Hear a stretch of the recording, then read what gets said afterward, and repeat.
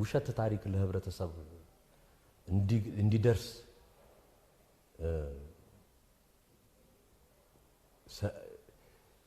ስለታለልን ኦኬ እኛም አስተላልፈን ወደ ህብረተሰቡ ስላቀረብን በጣም በዚህ ፕሮግራም ስፔሻሊ በአዲስ ምዕራፍ ላይ እምነት ሊታጣ ይችላል።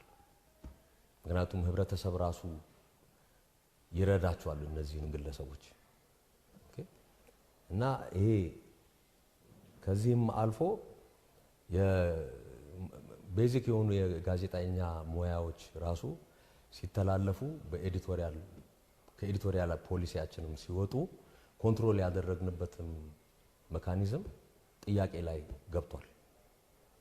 እሱንም ወደፊት እንዴት ነው የኢቢኤስ ፕሮግራሞች የሚለውን ሊጎዳብን ይችላል። ስለዚህ እኛ በፍጥነት አሁን ስራ ላይ ያለነው እነዚህን ክፍተቶች ዘግተን ከዚህ በኋላ ምንም አይነት ስህተት እንዳይኖሩ የማድረግ ዘመቻ ላይ ነው የምንገባው ያለነው።